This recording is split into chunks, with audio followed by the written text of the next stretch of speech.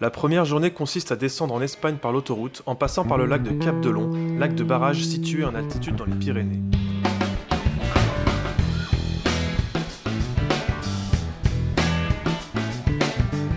Une fois passé la frontière, on descend vers la commune de Planes, simple prétexte pour emprunter une première route de gorge. De là, on repart plein ouest pour le canyon de Agnizcló, dont la route tortueuse est malheureusement fermée à cause des trop nombreux éboulements. Le détour improvisé nous amène en hauteur pour apprécier le canyon de plus haut, ce qui est tout aussi réjouissant. Après cela, il est temps de boucler cette longue première journée et l'on redescend presque au pied des Pyrénées pour notre premier bivouac.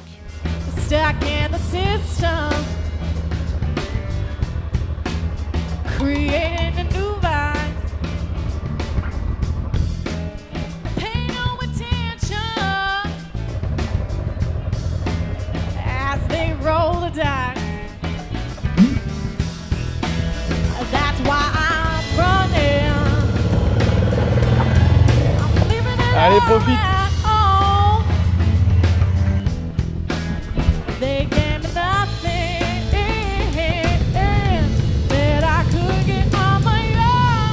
Oh, tu regardes vraiment? Non, là j'étais commencé à décrocher avec ça. C'est où la montagne au moins? The name of the game. Keep 'em on their toes. There's nothing to get. Juste avant le passage des Pyrénées, petit tour au lac de Cap-de-Long, celui qui se trouve après et plus haut que le lac d'Oredon et son parking payant. Create a diversion. L'occasion d'emprunter la route des lacs, lac d'eau et lac au sens de lacet, parce que ça sinue bien à travers la forêt, puis à flanc de montagne. Oh, to blind your eyes. That's why I'm running. I'm leaving it all at home. They gave me nothing that I could get on my own. On my own. Yeah.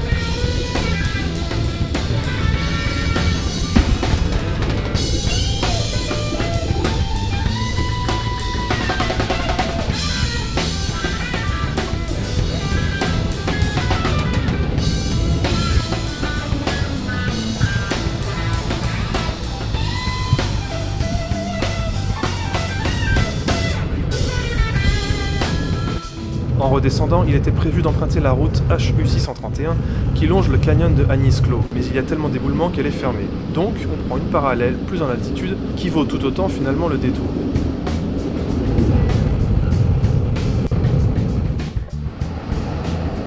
If you learn quickly, don't play by the rules. Le détour valait encore plus le coup quand on tombe sur le tout nouveau restaurant qui se trouve au sommet, dont la terrasse offre un point de vue imprenable sur les reliefs qui encadrent le canyon. The fool. Now you can follow me, 'cause I'm headed for the door. They couldn't buy me that feeling, oh, that I'm looking for. That's why I'm running, leaving it all now. On redescend puis on reprend la nationale pour s'approcher du pied des Pyrénées où l'on trouve un bivouac qui n'était pas celui prévu à la base. Je me suis juste trompé dans les coordonnées GPS. Néanmoins, ce bivouac est juste à côté d'un pont, discret, près d'un bled bien calme et au bord de la rivière.